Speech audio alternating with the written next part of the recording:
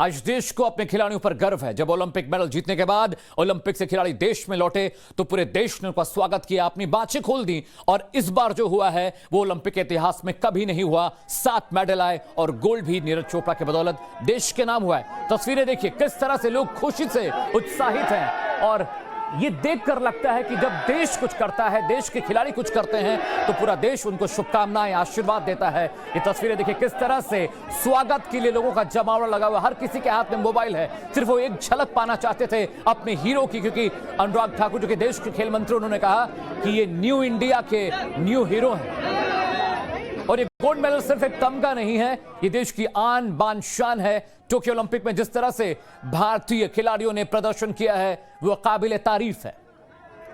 Tokyo Olympic में इतिहास रचने के बाद खिलाड़ी आज वतन वापस लौटे तो जश्न मना, बैंड बाजे के साथ उनका स्वागत किया गया, भारत माता की जय के नारे लगाए गए। तो एयरपोर्ट पर मेडल वीरों के साथ सेल्फी लेने के लिए भीड़ उमड़ पड़ी। सबकी नजर नीरज चोपड़ा पर टिकी थी और हर कोई उनकी एक झलक देख पाने के लिए बेताब था। भारत ने टोक्यो ओलंपिक में 7 पदक झटके हैं और ये ओलंपिक खेलों में अब तक का सबसे सर्वश्रेष्ठ प्रदर्शन है। इन पदक विजेताओं में शामिल हैं कुश्ती के खिलाड़ी बजरंग पुनिया, जो भारतीय दल के साथ वापस लौटे। बजरंग दिल्ली एयरपोर्ट के बाहर जैसे ही कदम रखा, उन्होंने उनकी जयकारे के नारे लगने लगे।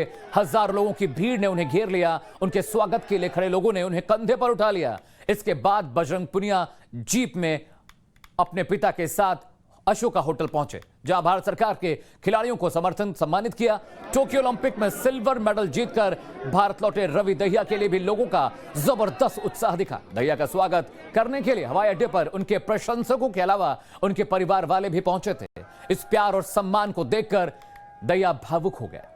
ये तस्वीरें देखिए किस तरह से भारत लौटने के बाद ओलंपिक खिलाड़ियों का भव्य स्वागत किया गया। भारत सरकार ने उनके स्वागत का कार्यक्रम मनाया। प्रधानमंत्री नरेंद्र मोदी ने भी उनसे वर्चुअली बातचीत की और जैसे ही इंदिरा गांधी इंटरनेशनल एयरपोर्ट से ये खिलाड़ी बाहर निकले, लोगों का हुजूम जुट गया इनको देखने के लिए, क्योंकि ये वो लोग हैं जिन्होंने पूरी दुनिया के सामने देश का सीना गर्व के साथ ऊंचा उठाया है। टोक्यो ओलंपिक से दिल्ली लौटे खिलाड़ियों का शानदार स्वागत हुआ, हम आपको ये बता चुके हैं। एयरपोर्ट से होटल तक एक झलक पाने को हर कोई बेताब था। अशोका होटल में खिलाड़ियों का सम्मान किया गया।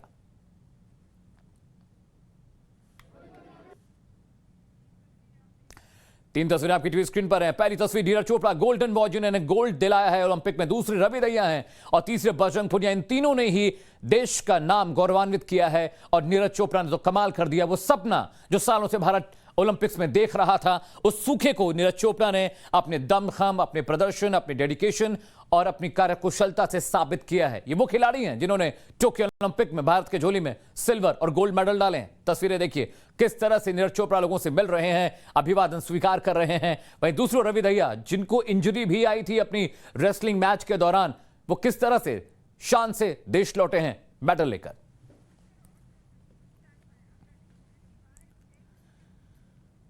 और मेडल जीतने वाले सभी खिलाड़ियों को दिल्ली के अशोका होटल में सम्मानित किया गया। इस कार्यक्रम में खेल मंत्री अनुराग ठाकुर शामिल हुए, साथ ही केंद्रीय मंत्री किरण रिजिजू भी साथ रहे, जिन्हें खिलाड़ियों के साथ अपना मददगार मानते हुए खेल राज्य मंत्री निश्चित प्रमाणिक और इंडियन ओलंपिक एसोसिएशन के अध्यक्ष नरेंद्र भी वहां शामिल थे। खिलाड़ियों का यह सम्मान आज पूरे देश ने देखा और इन तस्वीरों ने पूरे देश का जोश हाई कर दिया।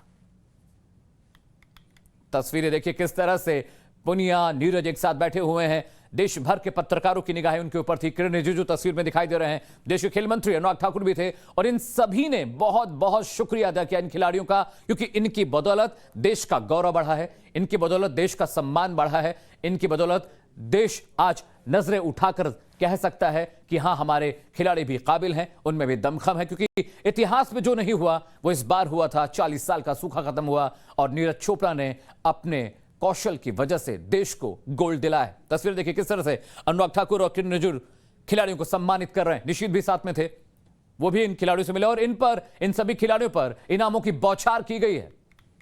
राज्य सरकारों ने इन्हें तमाम बड़े इनामों का ऐलान किया।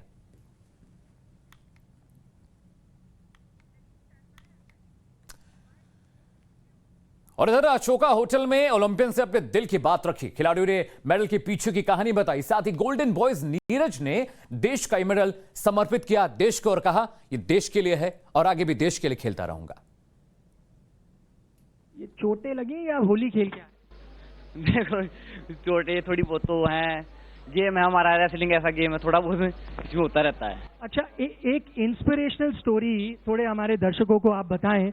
वो ये कि जब आपने रेसलिंग की शुरुआत की, मैं कहीं पढ़ रहा था, तो शुरुआती 4-5 साल इतने अच्छे नहीं रहे, इतने आप परफॉर्म नहीं करते थे। फिर आप पता चला आयरन डेफिशिएंसी है, वो आपने इम्प्रूव करी। उसके बाद से कोई भी रवि धैया को रोक नहीं पाया रेसलिंग मैच में। उसके बारे में थोड़ा हमें बताएंगे?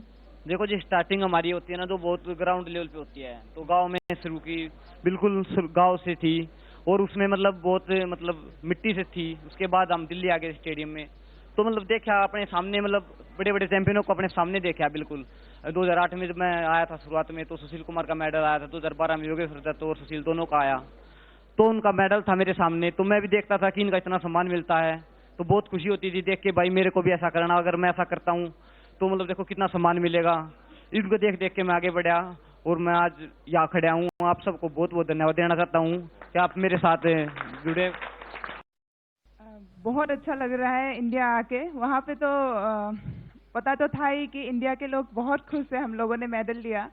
और इंडिया आके इतना अच्छा लग रहा है, सबका इतना प्यार है। और हम लोग मेडल इंडिया के लिए लेके आ रहे हैं, सब कितना इंडिया के लिए शेयर कर रहा है, तो बहुत अच्छा लग रहा है। लेकिन हमारा बस यही कोशिश रहेगा कि आगे भी ऐसे देश के लिए मेडल लाते रहूं और देश का नाम रोशन करते रहूं। जब आप सेमीफाइनल में पहुंचे थे, उससे पहले आपने बोला था आपका पूरा फोकस गोल्ड की तरफ होगा। मैं ये जानना चाहता हूं, वो जो 2 या 3 दिन बीते थे बिफोर योर सेमीफाइनल, तब वो दिन कैसे बीते? क्या चीजों के बारे में आप सोच रहे थे? बस मैं यही सोच रही थी कि मुझे गोल्ड ही जीतना है, मुझे इंडिया को गोल्ड ही देना है। उस टाइम पे मैंने कुछ भी नहीं सोचा था कि मेडल मिल गया, ये भी नहीं सोचा था। बस मुझे गोल्ड ही चाहिए था, यही सोचा था। और आगे भी मेरा यही कोशिश रहेगी कि पेरिस ओलंपिक में मैं गोल्ड मेडल ही इंडिया को दिलाऊं। सभी का धन्यवाद, जितना प्यार और सम्मान दिया है। आज देख के ऐसा लग रहा है जैसे दोबारा से मेडल जीता है देश के लिए। और जो इंजरी की बात है, काफ़ी हेल्प मिली मुझे इस टाइम इंजरी में। जब मैंने भी बात करी इंजरी के लिए, तो साई के जो हमारे डीजी साई हैं संदीप प्रधान जी, काफ़ी हेल्प करी मेरी रसिया में। सामने वाला ये नहीं देखेगा, सामने वाला भी मेडल के लिए आता है कि भाई हमें मेडल जीतना है, तो वो ये नहीं देखता कि भाई सामने वाले को इंजरी है, वो हमारी बाउट है। तो मैंने यही सोचा लास्ट बाउट है, अगर टूट भी जाएगा तो कोई नहीं, उसके बाद रेस्ट कर लेंगे, पर ये लास्ट बाउट है और ये जिंदगी बदल सकती है। तो इसलिए मैंने अपनी तरफ से बेस्ट करने की कोशिश करी है। और इधर देश खुश है, लोगों में जोश है, खिलाड़ियों के कमाल किया है, इसमें कोई शक नहीं। लेकिन तस्वीर का दूसरा पहलू यह है कि भारत पदक तालिका में 38वें नंबर पर है और अभी मंजिल बहुत दूर है।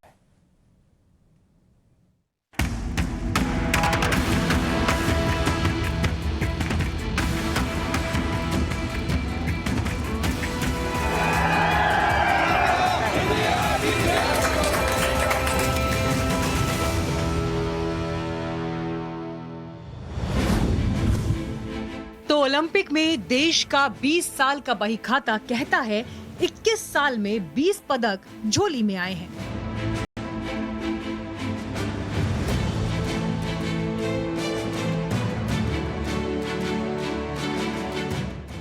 टोक्यो ने देशवासियों को इतराने के मौके जरूर दिए, लेकिन सच यही है कि 130 करोड़ की आबादी वाला भारत पदक तालिका में 48वें नंबर पर रहा। अब नक्शे पर सैन मैरिनो को देखिए। यूरोप के इस छोटे से देश की आबादी महज 30,000 है, लेकिन इसने 3 पदक जीते। दरअसल सवाल ये नहीं कि हमने टोक्यो में क्या किया, सवाल ये होना चाहिए कि पेरिस में हम क्या करेंगे। सवाल ये होना चाहिए कि हरियाणा और पंजाब से इतर पूरे देश में खेल संस्कृति कैसे विकसित हो। सवाल ये होना चाहिए कि खेल विज्ञान की कमी से कैसे निपटा जाए। सवाल ये कि ओलंपिक खेलों में बाबू संस्कृति से कैसे छुटकारा मिले। सवाल ये कि बड़े मुकाबले में तनाव से जूझने के लिए खिलाड़ियों को प्रशिक्षित कैसे किया जाए। सवाल कई हैं, जवाब खोजने हैं। अनेक संकट आए, अनेक मुसीबतें आई, बीच में आपको चोट भी आई थी, लेकिन उसके बावजूद भी आपने बहुत बड़ा कमाल करके दिया। और ये मेहनत के कारण होता है। जी। हालांकि जिस तरह प्रधानमंत्री ने खिलाड़ियों के जीतने और हारने के बाद हौसला बढ़ाया और उम्दा खिलाड़ियों की पहचान और ट्रेनिंग के लिए सरकार की टारगेट ओलंपिक पोडियम योजना परवान चढ़ रही है, उससे उम्मीद तो जागती है।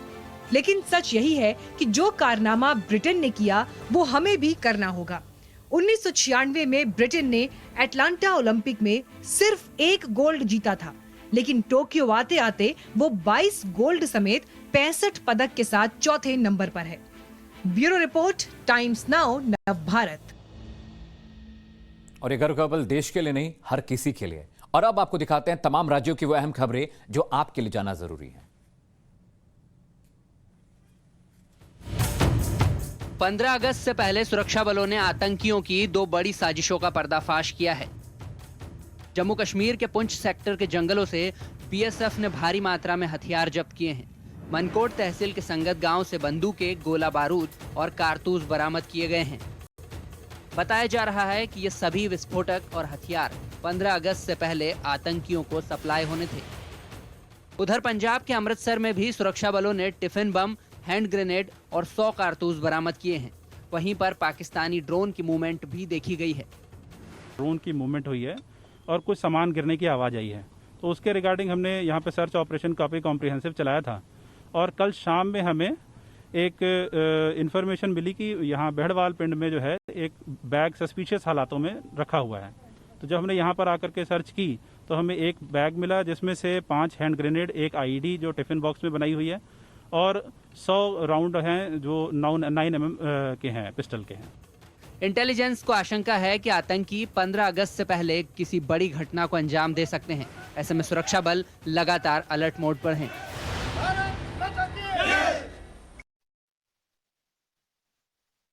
G70 हटने के 2 साल पूरे होने पर आतंकी बौखलाए हुए हैं और इसी बौखलाहट के चलते आतंकियों ने घाटी में कायराना करतूत को अंजाम दिया है। कश्मीर के अनंतनाग जिले में आतंकियों ने बीजेपी से जुड़े एक सरपंच और उनकी पत्नी की हत्या कर दी। दहशतगर्दों ने सरपंच गुलाम रसूल डार और उनकी पत्नी पर अंधाधुंध फायरिंग की और उन्हें मौत के घाट उतार दिया। सूचना मिलते ही सुरक्षा बलों ने इलाके की घेराबंदी कर दी और सर्च ऑपरेशन चलाया। बीजेपी नेता की हत्या पर पार्टी के प्रदेश अध्यक्ष रविंद्र रैना ने भी आतंकियों को चुनौती दी है। रसूल डार साहब और उनकी श्रीमती जवाहिरा जी के कातिलों को मौत की सजा मिलेगी। खून का बदला खून से लिया जाएगा। हमारी सेना, हमारी पुलिस और पैरामिलिट्री फोर्सेस ने सारे एरिया को कॉर्डन ऑफ कर दिया गया है। इन दरिंदे आतंकवादियों का सफाया करेंगे। अनंतनाग जिले के लाल चौक में हुई इस वारदात की अब हर कोई निंदा कर रहा है और हमलावरों की जल्द गिरफ्तारी की मांग भी तेज होने लगी है। ऐसे में पुलिस फोर्स आरोपियों की सर्चिंग में जुटी हुई है। दिल्ली में धर्म विशेष के खिलाफ नारेबाजी का मामला गर्माता जा रहा है। सोशल मीडिया पर वीडियो वायरल होने के बाद अब पुलिस एक्शन में आ गई है। इस मामले में अब बीजेपी के पूर्व प्रवक्ता और सुप्रीम कोर्ट के वकील अश्विनी उपाध्याय की मुश्किलें बढ़ गई हैं। पुलिस ने बयान जारी कर दावा किया है कि आरोपियों के खिलाफ सख्त कार्रवाई होगी। जल्द ही उन्हें गिरफ्तार किया जाएगा। एक वीडियो इस तरह का सामने आया, मुझे भेजा गया है, तो उस वीडियो का हम एग्जामिन उसको करवा रहे हैं और इस विषय में हमने एक एफआईआर दर्ज कर ली है और उसका इन्वेस्टिगेशन अभी जारी है। दरअसल दिल्ली के जंतर मंदिर पर बिना परमिशन के कुछ लोग जमा हुए थे। यहाँ पर धर्म विशेष के खिलाफ नारेबाजी करने के भी आरोप हैं। ऐसे में अब अश्विनी उपाध्याय समेत बाकी लोगों के खिलाफ कार्रवाई की तलवार लटकने लगी।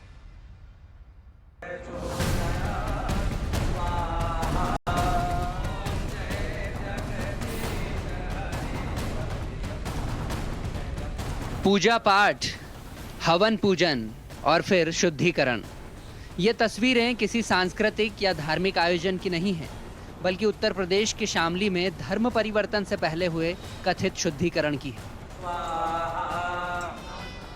दावा किया जा रहा है कि कुछ साल पहले तक हिंदू रहे 3 परिवारों ने दबाव के चलते इस्लाम अपना लिया था।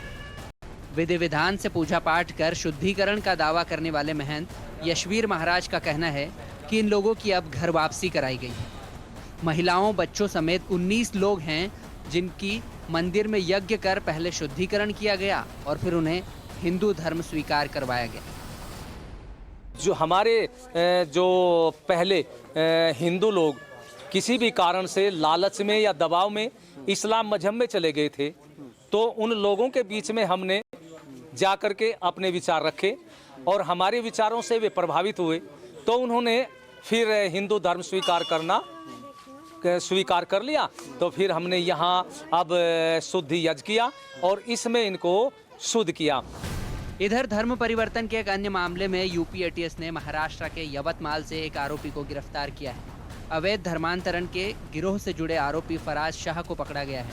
पूरे मामले में कार्रवाई की जा रही है ताकि इस रैकेट पर लगाम लगाई जा सके। देश के कई राज्यों में भारी बारिश के बाद बाढ़ के हालातों में थोड़ी राहत मिलने लगी है, लेकिन अभी भी कई परिवार फंसे हुए हैं और शिफ्ट किए गए लोगों को भी परेशानियां झेलनी पड़ रही है। उत्तर प्रदेश के बुंदेलखंड में इटावा और औरैया समेत कई जिलों में हालात खराब है। प्रभावित इलाकों का सीएम योगी आदित्यनाथ ने एरियल सर्वे कर राहत और बचाव काम का जायजा लिया।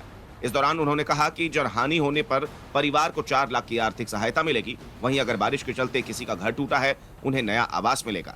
उधर मध्य प्रदेश के कई इलाके अभी भी बाढ़ प्रभावित हैं। पश्चिम बंगाल में भारी बाढ़ से जूझ रहे कुछ इलाकों में अब स्थिति में थोड़ा सुधार हुआ है। 7 जिलों में बारिश में कमी से पानी घट रहा है। आज सीएम ममता बनर्जी पूर्व मिदनापुर के घाटाल में बाढ़ प्रभावित इलाकों का दौरा करेंगी। तेज बारिश के बाद बने हालात उत्तराखंड में भी दिखाई दे रहे हैं। पौड़ी में कैदियों को ले जा रही एक पुलिस वैन ऋषिकेश से हरिद्वार जाने वाली सड़क के बीच पानी में फंस गई, जिसे स्थानीय पुलिस की मदद से क्रेन द्वारा बाहर निकाला गया। वहीं उत्तराखंड के कई इलाकों में अभी भी लैंडस्लाइड की घटनाएं जारी हैं।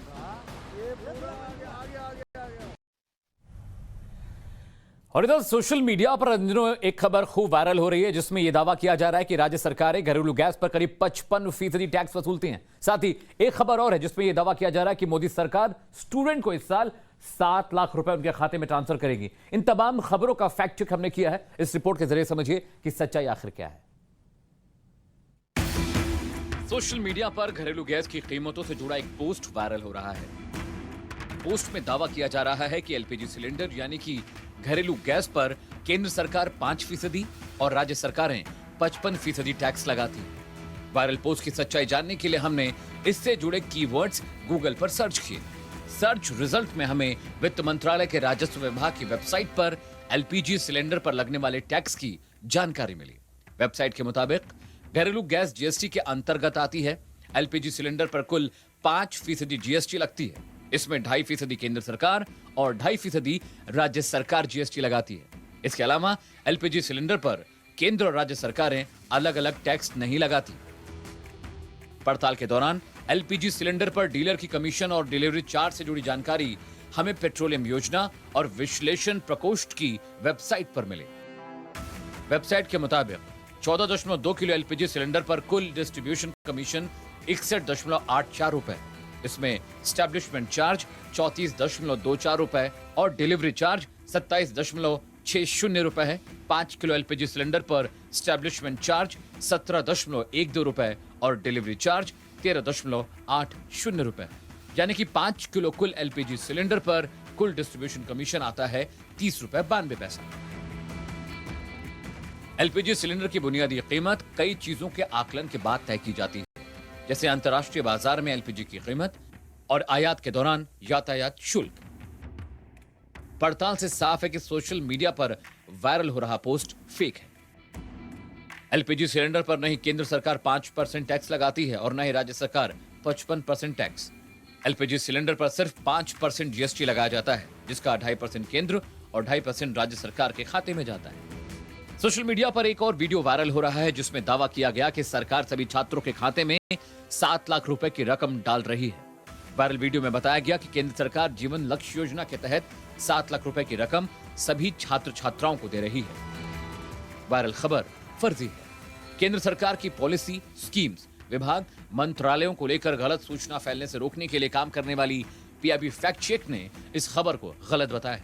पीआईबी फैक्ट चेक के मुताबिक एक यूट्यूब वीडियो में यह दावा किया जा रहा है कि केंद्र सरकार जीवन लक्ष्य योजना नाम की स्कीम चला रही है। इस स्कीम के तहत सभी छात्र छात्राओं के बैंक खातों में 7 लाख रुपए की धनराशि डाली जा रही है, लेकिन यह दावा फर्जी है। केंद्र सरकार ऐसी कोई योजना नहीं चला रही है। अक्सर कुछ खबरें पब्लिक डोमेन में पहुंचाई जाती हैं, जिनकी हकीकत के बारे में हमें और आपको पता नहीं होता।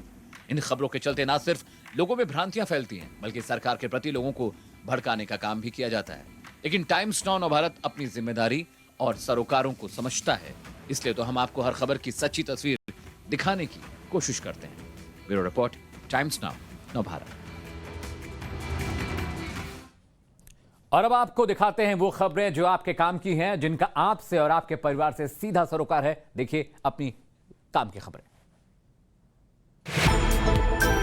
अगर आप EPF सब्सक्राइबर हैं तो आपके लिए बड़ी खबर है। नए नियमों के मुताबिक 1 सितंबर से पहले EPF सब्सक्राइबर को अपने अकाउंट से आधार कार्ड लिंक करना होगा। EPFO ने PF और UN को आधार लिंक करना अनिवार्य कर दिया है। पहले इसकी डेडलाइन 1 जून थी, जो बढ़ाकर 31 अगस्त की गई है।